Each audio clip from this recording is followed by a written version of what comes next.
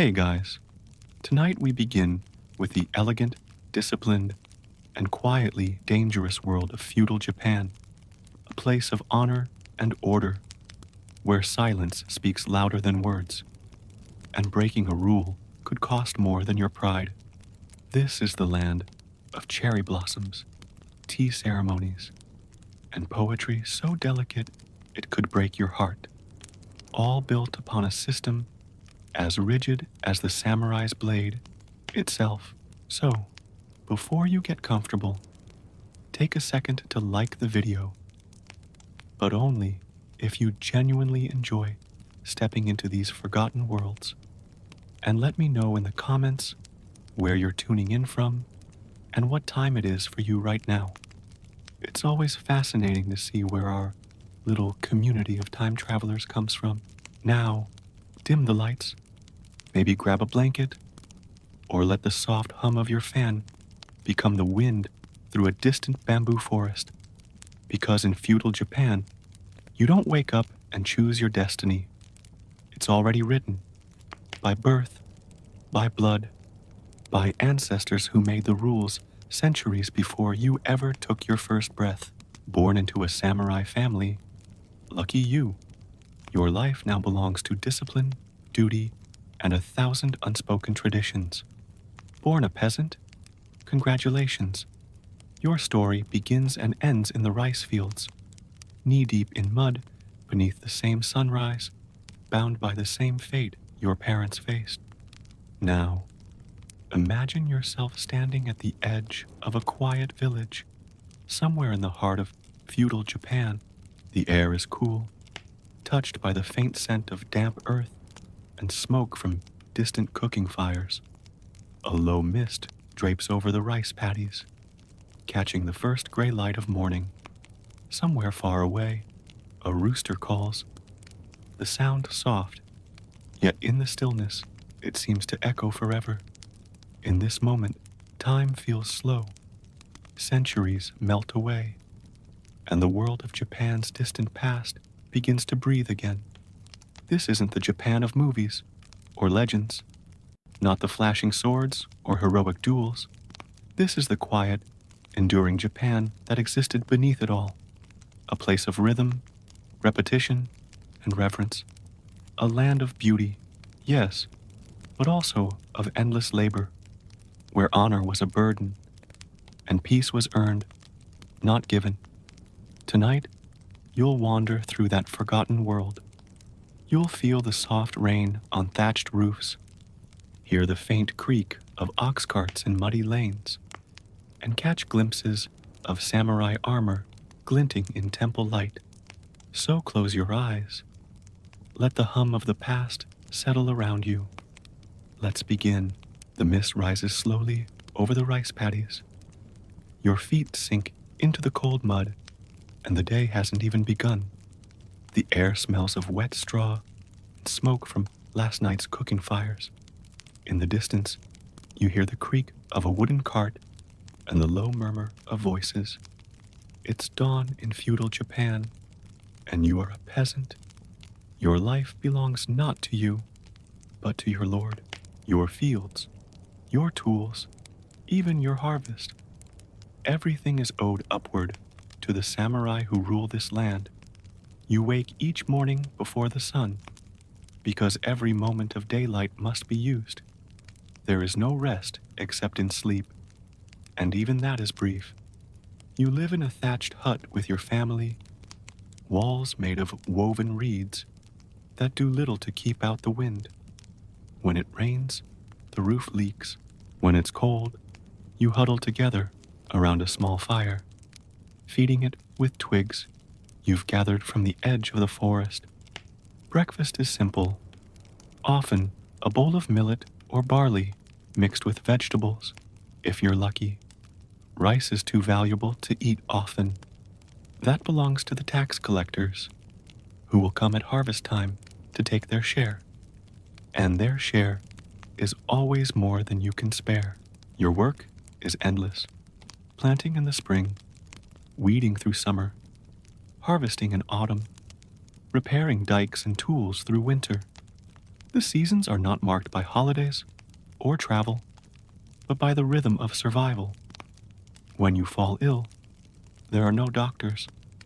When you grow old, you keep working until your body refuses. The world around you is quiet, but harsh. The sound of cicadas fills the fields as you bend your back to the soil.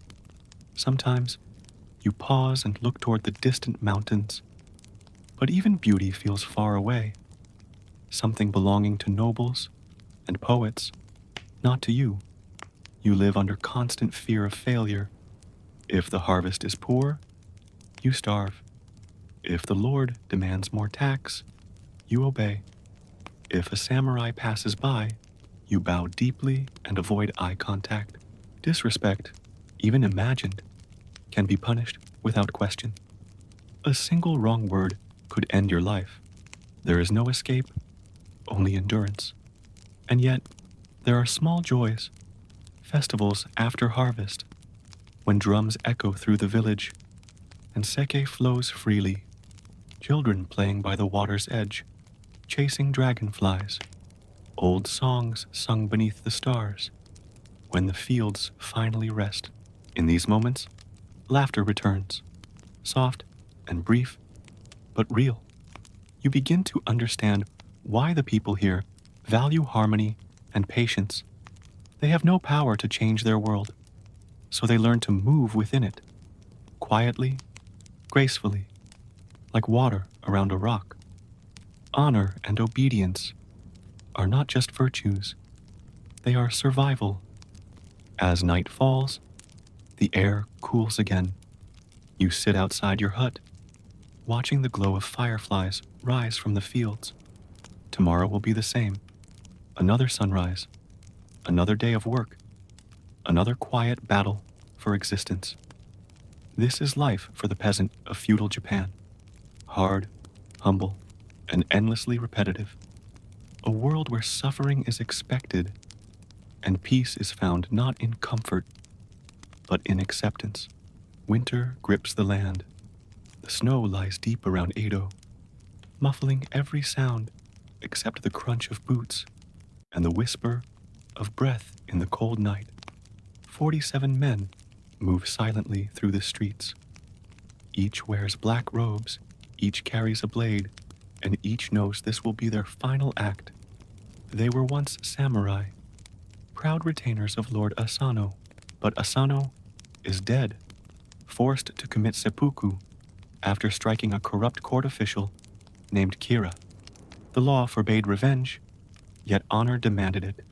So, these men became ronin, masterless warriors, wandering outcasts stripped of rank and purpose. For 2 long years, they waited. They lived like beggars, pretending to be drunkards and merchants, hiding their intent from the world. But every day, they sharpened their swords and their resolve. They had one mission: to avenge their fallen lord, no matter the cost.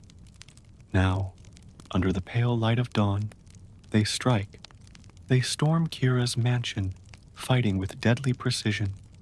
Snow turns crimson as blades flash in the dark.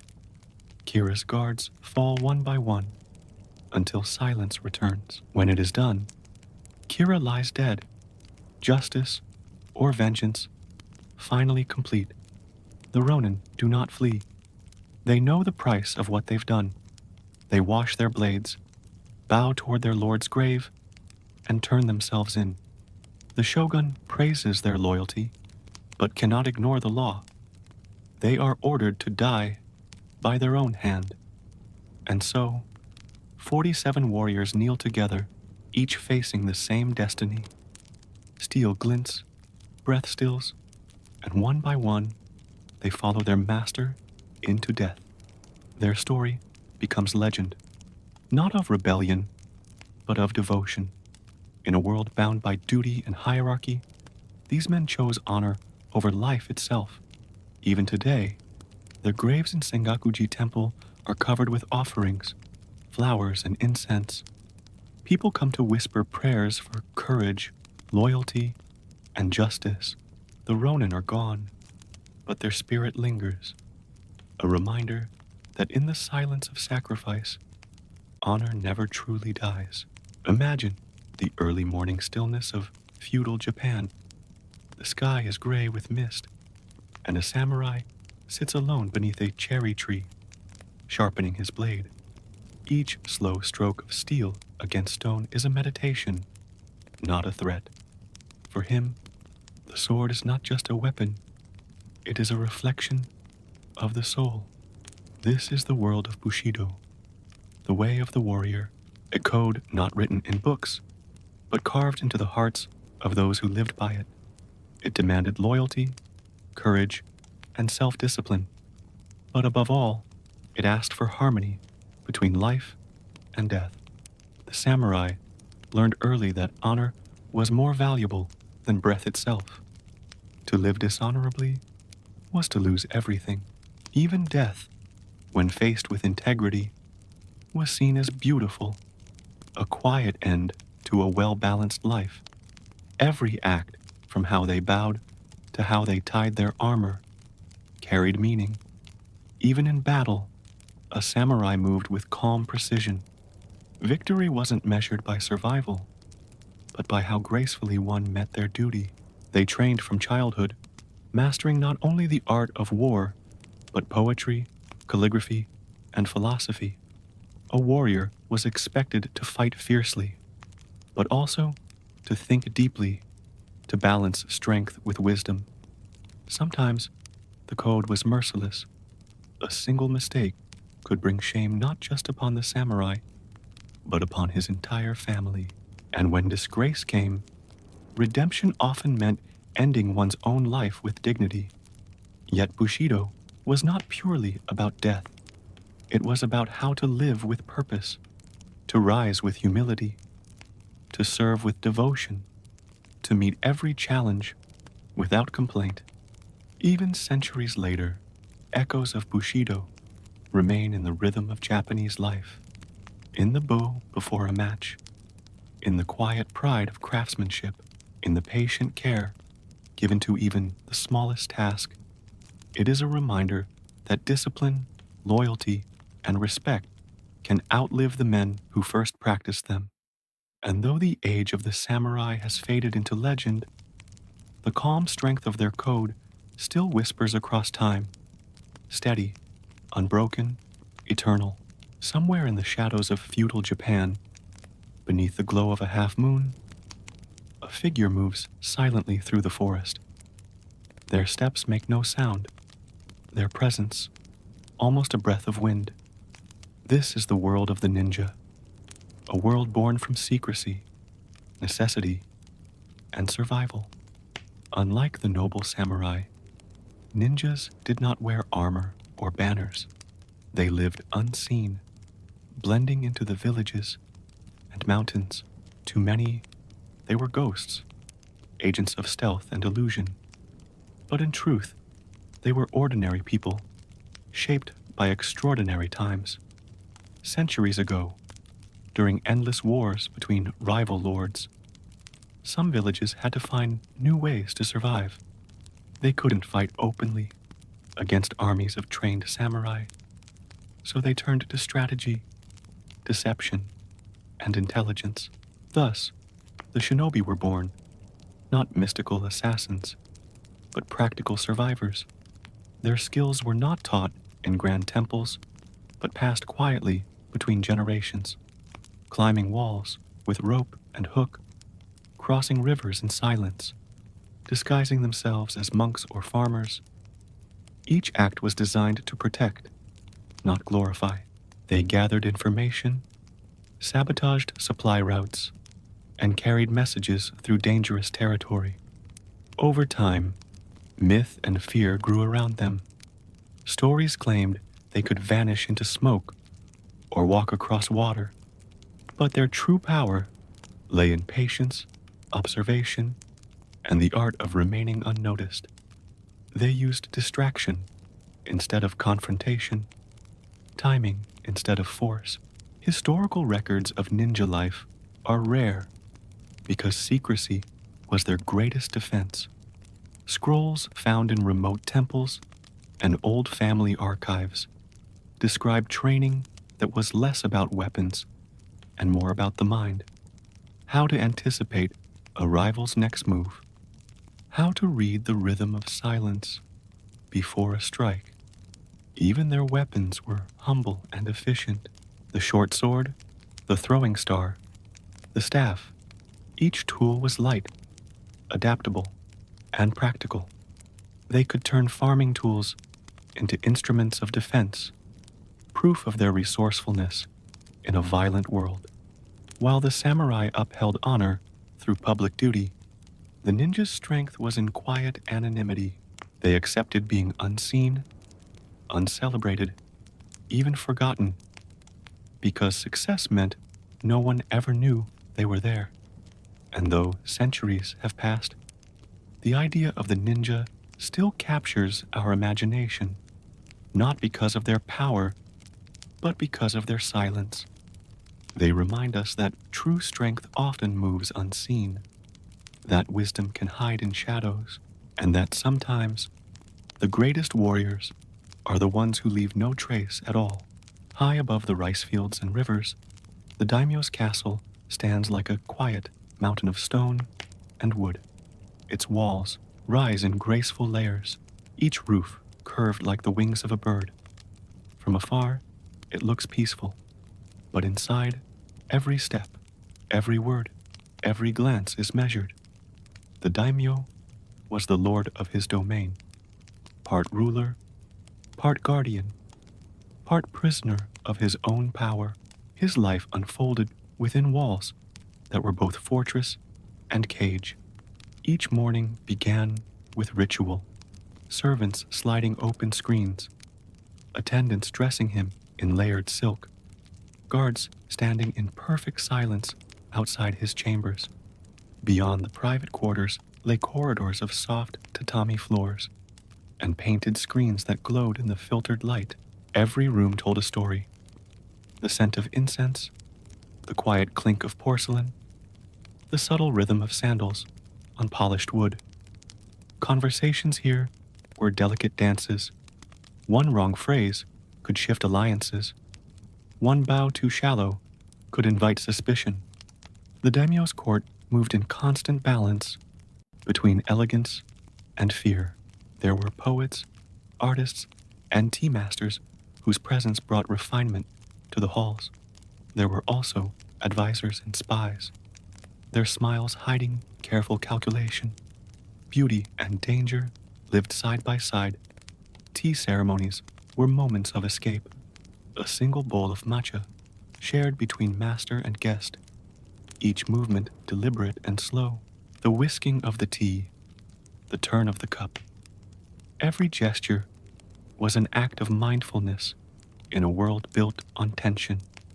At night, the castle softened. Lanterns flickered against painted walls. The sound of distant guards echoed faintly through the courtyard. The daimyo would sometimes walk through the inner garden, beneath the stillness of pine and stone. Even surrounded by power, he was never free from its weight. His family, too, lived within layers of ritual and restraint. Wives and daughters moved behind screens, their voices quiet, their roles defined by tradition. Marriages were arranged to secure alliances, not affection. Yet within those boundaries, small tendernesses survived. Letters, glances, the beauty of a poem written by moonlight. Inside the castle, life was a careful performance. Every word rehearsed, every silence intentional. And beneath the surface, grace lay a truth shared by peasants and lords alike. The knowledge that nothing, not even power, could escape the slow passage of time. In the quiet glow of a forge, a swordsmith bends over his work. The air is thick with the scent of burning charcoal and heated iron. Sparks rise, fading like tiny stars. This is where a samurai's soul is born. The katana was never just a weapon. It was a reflection of its owner's spirit. Sharp, balanced, unwavering. Forging it was a sacred act that demanded patience, precision, and devotion. A single blade could take weeks to make. The smith would fold the steel again and again, sometimes 1,000 times, layering strength into beauty. Each hammer strike carried rhythm, each fold a quiet prayer. The sound of metal meeting metal echoed like a heartbeat through the night. When the blade was shaped, it was quenched in water, steam rising like a ghostly veil. The smith held his breath in that moment, for even the smallest imperfection could shatter the steel. If the blade survived, it was polished until it gleamed like moonlight on still water. The katana's curve was not for show. It was born from the union of fire and discipline. Its edge could cut through armor, yet its weight rested easily in the hands of a trained warrior. Every detail mattered. The handle wrapped in silk, the guard carved with care, the scabbard lacquered in quiet pride. To draw the sword was to make a promise, not of violence, but of intention. Samurai were taught that the blade should remain sheathed unless absolutely necessary. Its presence alone commanded respect. To unsheathe it without cause was to dishonor both the smith and the code of Bushido. Even in peacetime, the sword remained close, a silent companion in meditation, a symbol of vigilance. Many samurai would spend hours cleaning and studying their blades, not out of vanity, but reverence. It was said that through caring for the sword, a warrior learned to care for his own mind. Over time, the katana became more than a tool of war. It became art, poetry shaped in steel. Collectors, poets, and even monks would speak of its quiet perfection, its ability to hold beauty and danger in perfect harmony. Centuries have passed, but the spirit of the blade endures. In museums, behind glass, the old swords rest, silent, timeless, their edges dulled by age, their purpose transformed. Yet, if you look closely, you can almost see the reflection of firelight still dancing along their curves. The sword, like the samurai, was made not just to cut, but to endure. In the quiet corners of the samurai world, women lived lives defined by restraint and endurance. Their strength was seldom shown in battle, but in the stillness of patience. A samurai's wife woke before dawn. She lit the household lamps, arranged the morning tea, and prepared offerings for the household shrine. Her gestures were practiced, every movement measured, deliberate, graceful. The sound of her kimono brushing the floor was the rhythm of her days. She was expected to embody loyalty, humility, and obedience. Her duty was not just to her husband, but to the entire family line. Every action she took reflected on her ancestors and her children yet to come. Most women were not taught to read or write, but many learned poetry through memory. They found quiet expression in short verses, reflections of changing seasons, of fleeting beauty, of silent longing. A few, however, defied silence. There were onabugeisha, female warriors who trained alongside men, masters of the naginata, a long, curved polearm. They guarded their homes while their husbands fought, and when war reached their gates, they stood unflinching. Their stories were rarely told, yet they moved through history like whispers of wind through bamboo, strong, flexible, unbroken. Life for common women was harsher still. They worked the fields, carried water, raised children, and obeyed the lords who owned their land. Their hands were calloused, their backs bent, but in small gatherings, they shared laughter, songs, and stories passed down through generations. In the courtly world, noblewomen played a different role. They were skilled in music, painting, and the subtle art of conversation. Their letters were written in elegant script, their poetry veiled with meaning. They lived surrounded by silk and incense, yet their freedom was no greater than that of the peasant woman beneath the sun. Across all classes, one lesson remained constant: to speak softly, to act with dignity, and to bear one's burdens quietly. Honor was a weight every woman carried, as real as any sword her husband might wield. And yet, within that silence, there was power in endurance, in devotion, in grace that could not be broken by hardship. These women shaped Japan not through conquest or decree, but through the steady rhythm of their lives, holding families together, preserving customs, and passing on stories that would outlast empires. When you imagine the samurai, remember not only the warrior with a blade, but the woman beside him, silent, steadfast, eternal. In the heart of feudal Japan, amid war and duty, there existed a quiet rebellion, the pursuit of peace through simplicity. It was found not in castles or on battlefields, but in small, dimly lit tea rooms, where time itself seemed to slow. You kneel on a tatami mat. The air is warm with the scent of fresh bamboo and roasted tea leaves.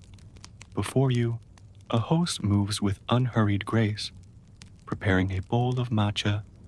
Every motion is purposeful, lifting the kettle, whisking the powder, pouring the water. It is not about the drink itself, but the state of mind it creates. The tea ceremony, or chanoyu, was born from Zen Buddhism, a philosophy that valued emptiness, silence, and awareness of the present moment. The host and guest shared not words, but understanding. Even the sound of the bamboo whisk, the light steam rising from the bowl, became part of the ritual. Samurai found solace here. In the midst of political chaos and bloodshed, they sought balance. The tea room was a space of equality, weapons left at the door, ranks forgotten. In that stillness, they remembered the fragility of life, the beauty of impermanence. Zen temples across Japan echoed with that same stillness. Monks swept gardens in long, measured strokes, raked sand into perfect patterns, and sat for hours in silent meditation, breathing with the rhythm of the universe. It was said that enlightenment could be found in the smallest of actions: pouring water, folding cloth, watching a leaf fall. This philosophy seeped into every layer of Japanese culture. It shaped the architecture: wooden halls open to nature, gardens built not for grandeur, but for contemplation. It guided the arts: calligraphy, poetry, flower arrangement, each a form of meditation, each a reflection of the Zen idea that beauty lies not in perfection, but in sincerity. The world outside might have been loud with conflict and ambition, but within the tea room, the heart was quiet.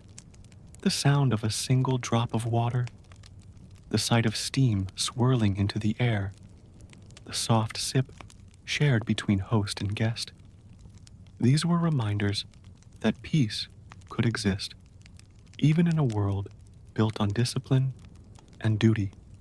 The tea ceremony was more than ritual. It was resistance to chaos, a way of saying that even in a life ruled by war, stillness had its place, and the soul could find rest. And so, in the hush of that small room, with nothing but the scent of tea and the murmur of the wind, you feel it too, the quiet strength of calm, the art of being present, the timeless lesson of Zen. To understand the samurai, you must first understand that the sword was not merely a weapon, it was a soul, Forged from fire and folded steel, it carried not only the strength of its maker, but the spirit of its master.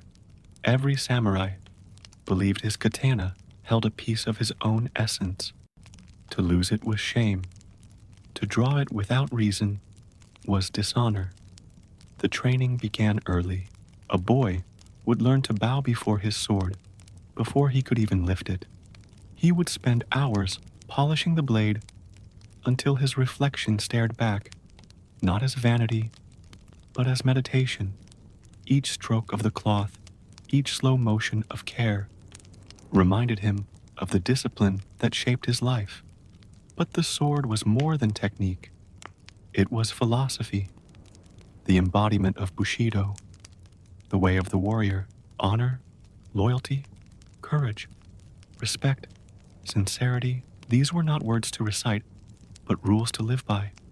A samurai was expected to master not just combat, but the self, to act without fear, without anger, without attachment. The art of swordsmanship, kenjutsu, was as much spiritual as physical. The samurai trained not to win, but to reach a state of calm clarity, a moment where thought and movement became one. In battle, that stillness could mean survival. In life, it meant peace. There were masters who said that true perfection lay not in striking your opponent, but in mastering the moment before the strike. That pause of balance between life and death, to hold one's breath, to sense the wind shift, to let go of fear. This was the heart of the samurai's spirit. Many followed Zen monks, seeking wisdom in silence. They meditated in the shadows of temples, reciting verses that spoke of impermanence. They studied calligraphy and poetry, learning to control the brush as they did the blade. For them, art and war were not opposites, but mirrors. Both required focus, precision, and acceptance of the fleeting nature of all things. When death came, as it often did, a samurai met it without trembling. He believed that to cling to life was weakness, but to meet death with dignity was freedom. His final poem, a jisei, would be short and profound. A few quiet lines written in the moment before eternity. The sword was his teacher, his mirror, his guide. It reminded him that power meant nothing without purpose, that control over others began with control over oneself. And when the blade was finally sheathed for the last time, what remained was not the weapon, but the way, the quiet, unyielding path of a soul at peace. As centuries passed, Japan entered a quieter age, the Edo period. Wars faded, peace settled across the islands, and the sword was sheathed more often than drawn. But with peace came something new: boredom, desire, and the yearning to live for beauty. They called it ukiyo, the floating world, a place where men and women stepped out of duty and into dreams. Here, samurai, merchants, and poets all shared the same pursuit: pleasure, art, and escape. The floating world lived in the narrow streets of Edo and Kyoto. By day, the cities hummed with trade and talk. By night, lanterns glowed like embers over rivers and bridges. Tea houses opened their sliding doors, and music drifted through the air. The gentle plucking of shamisen strings, the soft laughter of courtesans. Inside these houses of art and delight, time seemed to pause. Geisha moved like painted shadows, graceful, composed, their smiles practiced, but their wit sharp. They served tea, recited poetry, and danced beneath candlelight. They were not mere entertainers, but keepers of elegance, women trained in the ancient art of conversation and subtle charm. Artists captured this fleeting beauty. Woodblock printers carved images of moonlit bridges, lovers in silk, actors frozen mid-performance. Their works, ukiyo-e, pictures of the floating world, became symbols of impermanence, moments that would vanish like mist come morning. The merchants who once lived modestly began to spend lavishly. They commissioned art, bought fine fabrics, and filled their homes with beauty. In a society still ruled by rigid hierarchy, this was their quiet rebellion, to live fully, even if only for a night. But even pleasure carried a shadow. The floating world was fragile. Its people knew that joy, like cherry blossoms, could only bloom for a short time before falling, and so they embraced it more deeply, celebrating the moment even as it slipped away. A samurai might wander these streets, his sword hidden beneath his robes, seeking not glory, but the sound of laughter, the warmth of sake, the illusion of freedom. For a few hours, he was no longer bound by rank or rule. He was simply human, alive, breathing, drifting through the floating world. And as the lanterns dimmed and the night dissolved into dawn, Edo returned to its quiet rhythm. Merchants opened their stalls. Geisha retreated to their quarters, and the floating world sank once more beneath the weight of reality. Yet, even now, it lingers in the art, the poetry, the gentle reminder that life, like pleasure, is meant to be savored, not owned. A dream, beautiful because it cannot last. Across Japan's green hills and misty valleys, great fortresses rose, silent, immovable, and proud. They were not just homes for lords, but symbols of control, order, and survival. Each stone, each beam, spoke of centuries of ambition and fear. Imagine yourself standing at the base of one, a towering keep of white plaster and black tile, perched upon layers of carefully placed rock. The moat below is still and deep, reflecting the walls like a mirror. Above, banners flutter in the wind, their crests bold against the pale sky. These castles were built not only for defense but for beauty, their sweeping roofs curved like wings, designed to balance strength with grace. Inside, wooden corridors echoed softly under the measured steps of servants. Paper walls glowed with filtered light. Tatami mats smelled faintly of straw and time. The lord of the castle, the daimyo, ruled from within these walls. Every morning began with ritual. Messengers delivered reports. Guards changed shifts with quiet precision. Visitors bowed low in audience chambers lined with golden screens. Even silence had a pattern, a rhythm of respect. Beyond the inner keep, the courtyard bustled with controlled energy. Samurai trained in open yards, their swords cutting through the air with clean precision. Stable hands brushed horses until their coats shone. Women tended to the gardens, pruning pine trees into deliberate, sculpted shapes. Every role was defined, every action bound by duty. At night, the castle was still. Lanterns flickered along corridors, their soft glow tracing the wooden beams. From the upper levels, one could hear the faint hum of insects outside the moat, the sound of wind moving through distant pines. The daimyo might sit by a window, gazing over his lands, thinking not of conquest, but of balance. How easily power could crumble, how fragile even stone could be. These castles stood as both sanctuary and cage. Within them, alliances were formed and broken. Feasts celebrated victories. Whispers plotted rebellion. A misplaced word could destroy a family. A single wrong blow could mean disgrace. And yet, the architecture endured.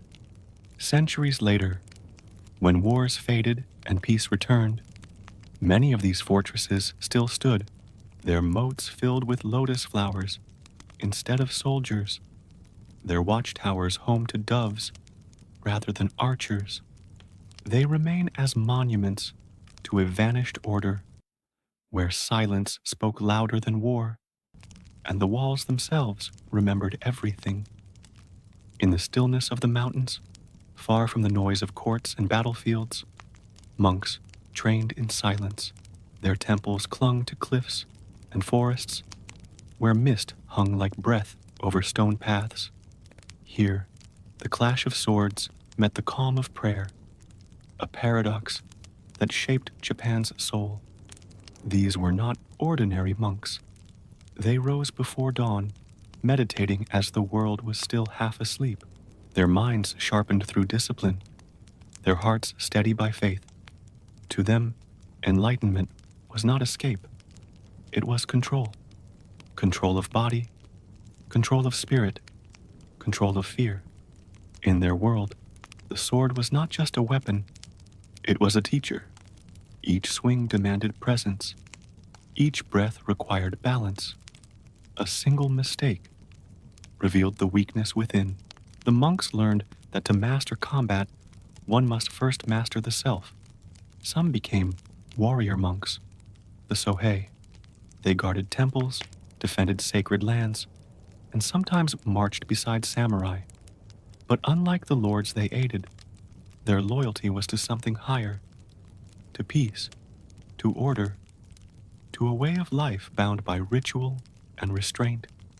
Inside the temple walls, the air smelled of incense and cedar. Scriptures lay open beside blades, and the sound of chanting echoed softly against wood and stone. Meditation and martial art flowed together, motion and stillness, strike and silence, a perfect harmony of opposites. When storms came, they endured them with quiet strength. When enemies approached, they moved as one, not in anger, but in purpose. Their calm was unshakable. Even in chaos, they believed that to know peace, one must walk through the heart of conflict.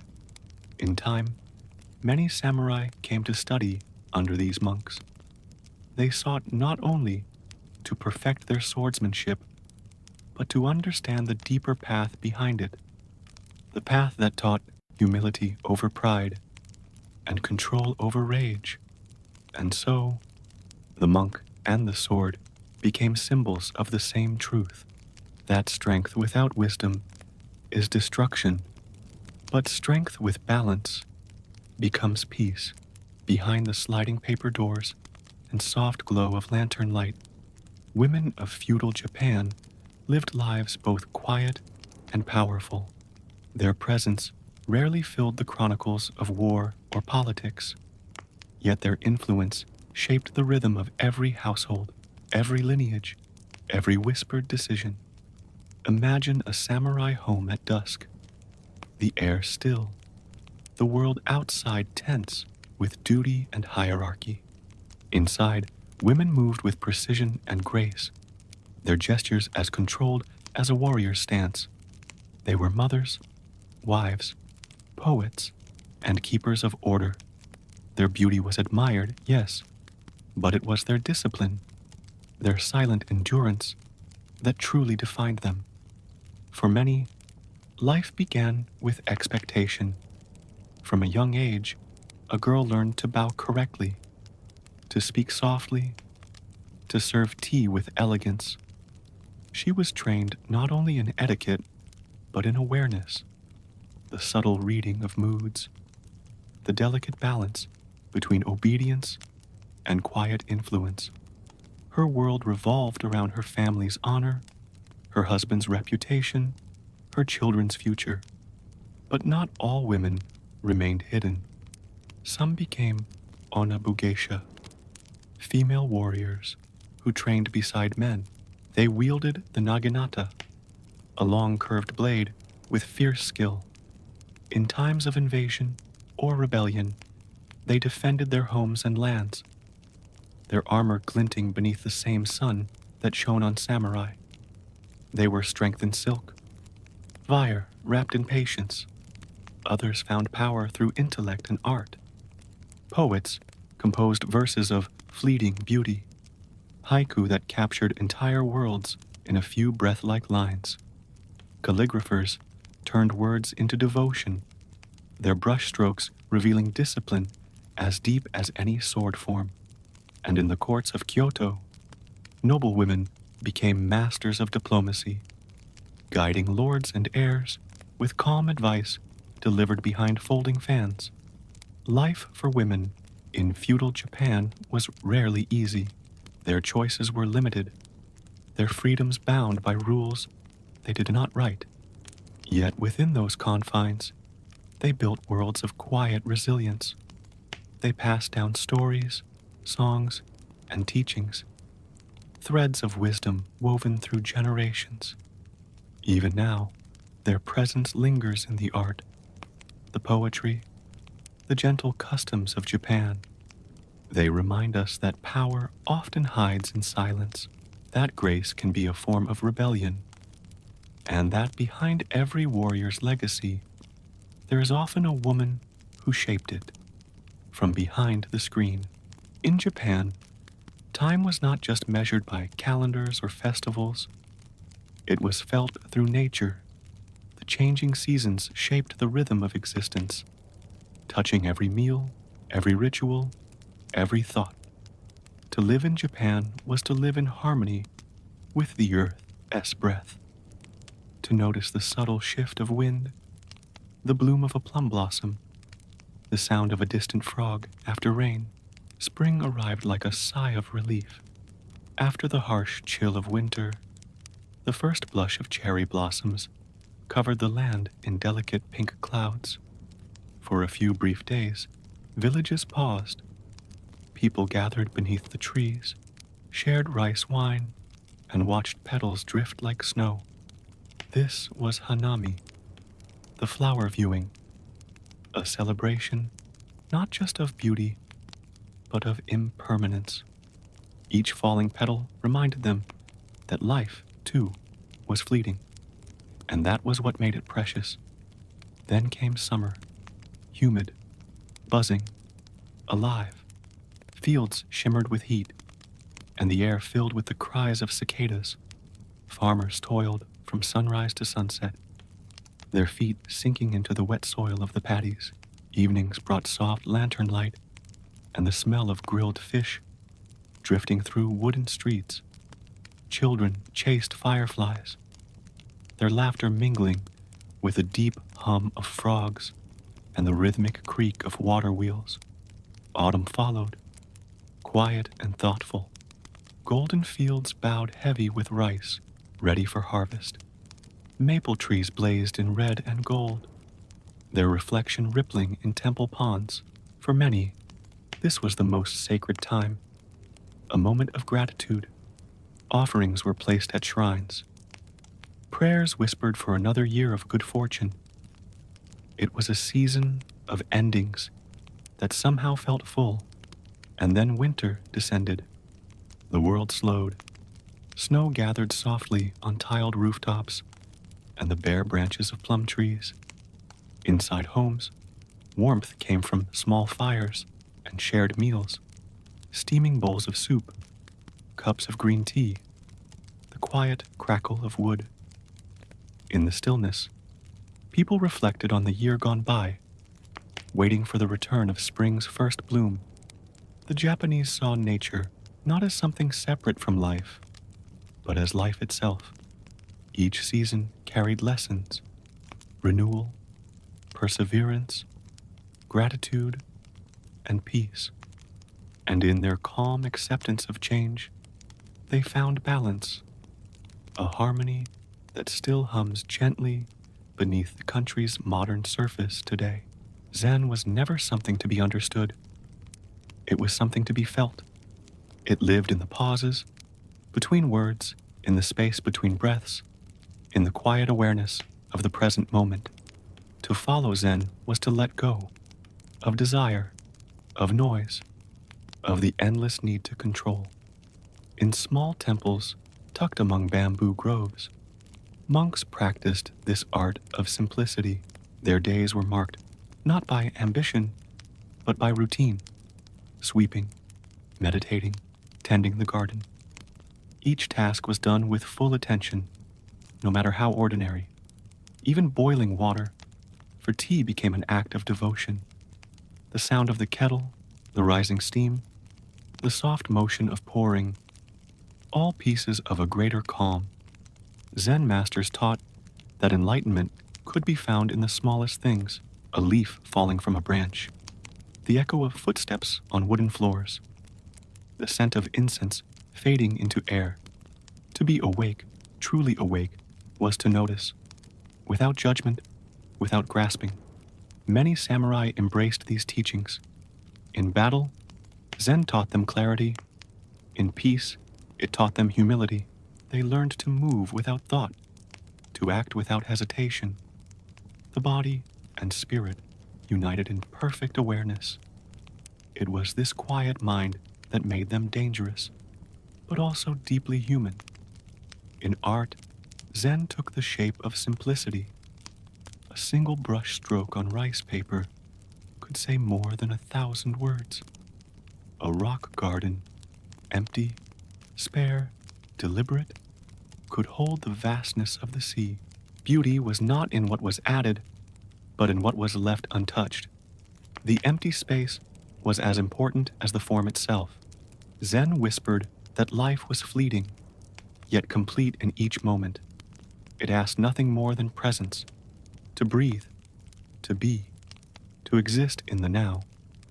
And in that silence, one could hear the soft hum of existence, steady, eternal, and profoundly peaceful. Even though the castles have long fallen silent and the banners of the samurai no longer wave in the wind, echoes of feudal Japan remain everywhere, quiet, persistent, and deeply rooted. The spirit of that time lives on in customs, in manners, in the way people move through life, with subtle grace and respect. When you walk through a Japanese town today, you can still feel it in the gentle bow given to a stranger, in the neat arrangement of shoes before entering a home, in the silence shared between friends over tea. These are not accidents of culture. They are the descendants of discipline, humility, and order that once shaped an entire society. The Bushido Code, the way of the warrior, no longer commands swords, but it still commands hearts. Its principles of loyalty, integrity, and quiet endurance continue to guide modern Japan's sense of duty and collective harmony. In workplaces, in schools, even in daily conversation, there lingers a soft echo of that old belief that the group comes before the self, and that honor lies in doing one's part with sincerity. Architectural traces of feudal Japan also endure. Temples with curved roofs still rise among modern glass towers. Wooden bridges cross calm ponds in manicured gardens designed centuries ago. The balance of nature and structure, stone, water, and wind, speaks of a philosophy that never truly faded. Even in Tokyo's fast rhythm, you can still find a quiet garden where the world slows and time feels ancient again. The arts, too, carry the spirit forward. Calligraphy remains a meditation on movement and stillness. Tea ceremonies continue to honor patience and precision. Traditional theater, from No to Kabuki, preserves not just stories, but gestures, tones, and silences, all whispers from a world that once revolved around restraint and reverence. And though swords are no longer drawn, their spirit is not forgotten. Kendo and other martial arts are not battles of violence, but of discipline. Every movement, every breath is an act of mindfulness, a link to the old ways where mastery was not about power, but about control. Feudal Japan may have ended in name, but its soul lingers like mist on the mountains, soft, persistent, and impossible to erase. It teaches the modern world something it often forgets, that strength can live in stillness, and that beauty can be found in the simplest acts of being. In the quieter corners of Japan, far from the castles and cities, life moved with the rhythm of the seasons. Here, in small villages, tucked between mountains and coastlines, survival was not heroic or grand. It was patient. It was steady. It was built on endurance. The farmers rose before the sun. Their lives depended on the moods of the earth, on rain that came too late or too soon, on winds that could bless or destroy. Their hands were rough, their backs bent, yet they carried a kind of quiet wisdom, the kind that comes from doing the same thing every day, every year, for a lifetime. Rice was not just food, it was life itself. Every stalk mattered. Every grain was a prayer answered. Fishermen lived another rhythm, one ruled by tides and storms. Their mornings began in darkness, the sea stretching endlessly before them. The ocean was both friend and enemy, giving generously one day, taking without mercy the next. When they returned, soaked and silent, there was no celebration, only relief. They knew better than to boast to the sea. In these forgotten villages, people learned the art of making do. Old sandals were repaired, patched, and passed down. Clothing was woven from hemp and dyed with natural colors, browns, grays, the faint blue of indigo. Homes were built from wood and straw, with walls thin enough to hear the rain whisper outside. There were moments of joy, small and fleeting, but precious. Festivals after the harvest, with drums and laughter that echoed into the night. Lanterns floating down rivers, glowing like stars come to rest on the water. Songs sung by tired voices that somehow made the work feel lighter. But always, beneath it all, there was a deep sense of impermanence. They knew that the land could betray them, that famine or flood could erase everything they had built. Still, they worked. Still, they endured. It was not courage in the way stories tell it. It was something gentler, quieter, a refusal to give up. These were the unseen lives of Japan, the ones that carried the nation on their shoulders, while the samurai made the history books. Their legacy isn't carved in stone or written in scrolls. It lives in the spirit of perseverance that still breathes through the countryside today, in the same terraced fields, in the same quiet rivers, and in the same patient hands that tend them. Time in feudal Japan did not move by numbers or hours. It flowed like water, marked by the rhythm of nature itself. To live in that world was to be constantly aware of the earth, as breathing, its cycles of bloom and decay, of light and shadow. Spring was not just a season, it was rebirth. The plum blossoms came first, shy and pale, signaling that winter's grip was fading. Then cherry blossoms followed, brief, perfect, and fleeting. People would pause their work just to stand beneath the trees, watching petals fall like soft snow. They understood that beauty was not meant to last. That was its meaning. Summer was heat and growth, the hum of insects, the thick smell of rice paddies, and the shimmer of sunlight over the fields. It was a time of labor, of sweat and harvests, but also of evening festivals and flickering fireflies. The sound of taiko drums rolled through humid air, mingling with laughter and the faint taste of sake. Autumn was gratitude. Golden leaves drifted from maple trees, covering the ground like silent fire. Families offered thanks for the rice they had gathered, lighting candles for ancestors who had once done the same. The air grew cooler, clearer, a gentle reminder that all abundance fades. Winter was stillness. Snow softened the edges of everything, the rooftops, the paths, the graves. Villages became islands of warmth and smoke, with people gathered around low tables, sharing stories, tea, and silence. It was a time to mend nets, patch clothing, and remember those who hadn't survived the year. The Japanese measured not just time, but mood, the feeling of a moment, the spirit of a day. Poets captured this sensitivity in haiku, 3 lines that could hold a whole season. A single falling leaf could mean more than a long tale. A frog's splash in a pond could tell you all you needed to know about transience. Even the calendar reflected this intimacy with nature.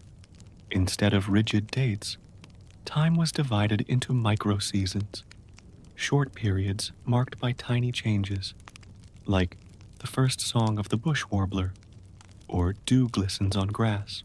Life moved in awareness of these small shifts, and in accepting them, people found harmony with the passing world. Today, that ancient rhythm still hums quietly in Japan's culture, in the timing of festivals, the appreciation of flowers, the reverence for weather. It reminds us that time is not something to chase, but something to feel, to notice, to breathe in, and to let go. In the quiet heart of the mountains, far from the hum of villages and the sound of swords, lies a Zen temple, a place where time seems to stop. Mist curls around the eaves, bells echo softly across the valley, and the only movement is the slow rhythm of robed figures sweeping the stone paths. A monk's life was not filled with grand gestures or revelations. It was built from repetition, rising before dawn, meditating in silence, tending to the garden, boiling rice for the morning meal. Every act, no matter how small, was a lesson in patience. To wash a bowl was to cleanse the mind. To breathe was to return to the center of being. Inside the wooden halls, the air was still, thick with the scent of incense. Shoji screens filtered the morning light into soft, golden patterns. Each sound carried meaning. The creak of the floor, the brush of fabric, the distant drip of water into a basin. There were no wasted movements, no idle chatter. Discipline was not forced. It was absorbed, like the calm that settles over a pond. Monks trained in zazen, seated meditation, for hours that stretched into eternity. Legs folded, eyes half open, they faced the wall and observed the endless flow of thoughts. The goal was not to stop them, but to let them drift away like clouds. When the mind stopped struggling, it became clear, like still water reflecting the sky. Their food was simple: rice gruel, pickled vegetables, tea. Meals were eaten in silence, the clatter of chopsticks the only conversation. Each bite was taken with gratitude, each grain of rice treated as sacred. To waste was to dishonor the effort of the farmers, the cooks, the world itself. Outside, the gardens were extensions of meditation, carefully raked gravel, deliberate stones, and moss arranged to suggest mountains or islands. To walk through them was to walk through thought, slow, deliberate, aware. In every corner of the temple, stillness was alive. For the monks, wisdom was not about knowing more, but about needing less. The path to enlightenment was not upward or outward, but inward, toward simplicity, toward acceptance. They sought freedom, not through conquest, but through surrender. And though the world beyond the temple gates spun with ambition and conflict, within these walls, time held its breath. To live as a monk was to dissolve the self into the rhythm of nature, to be part of the rain, the stone, the flame of a single candle. And in that quiet surrender, they found a kind of peace that no power could buy and no empire could ever command. The world of the samurai did not end with a single battle. It faded, slowly, quietly, like the last note of a distant flute, carried away on the wind.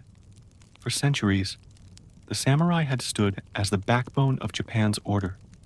Their armor, once polished to a mirror shine, symbolized discipline, duty, and the code of Bushido, the way of the warrior.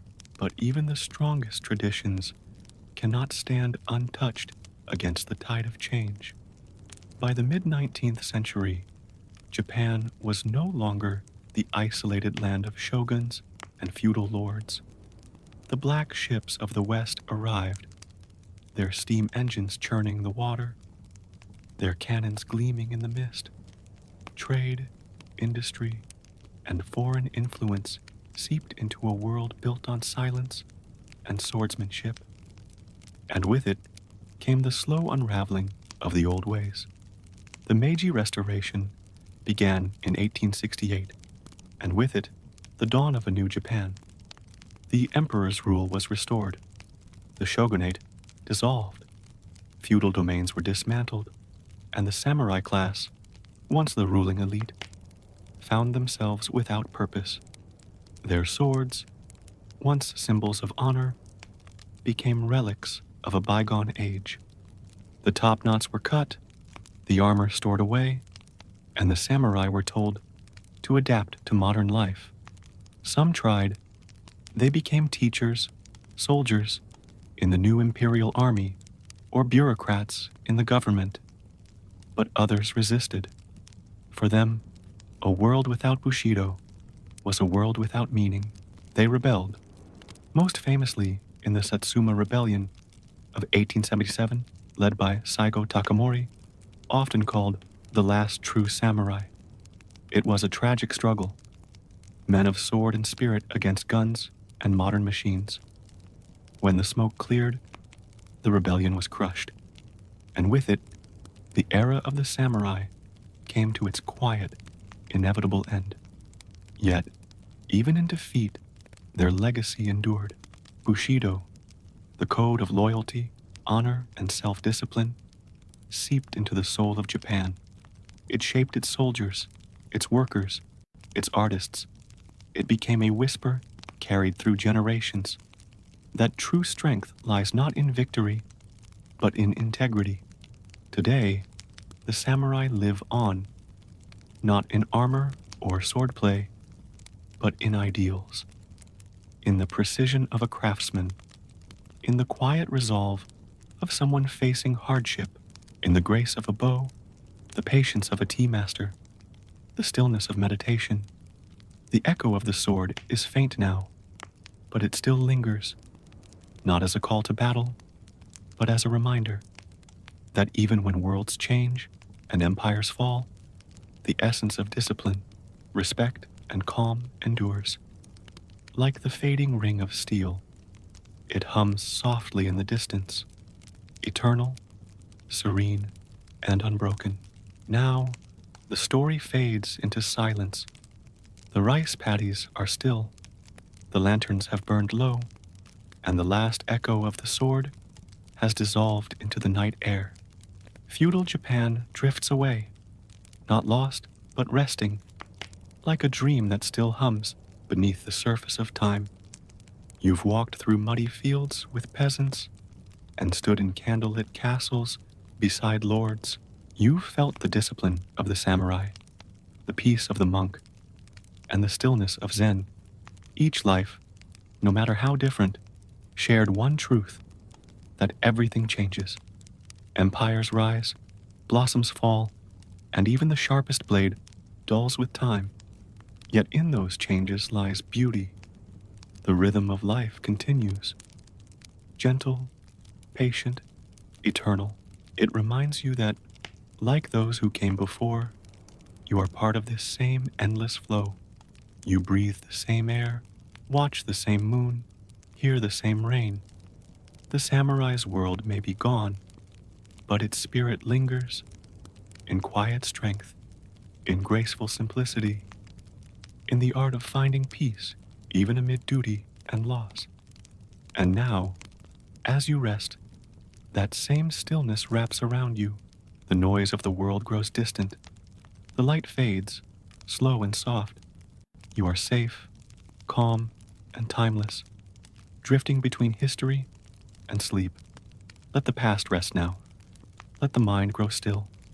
And as the night deepens, may the silence of ancient Japan cradle your dreams, steady as a heartbeat, gentle as falling petals, endless as time itself.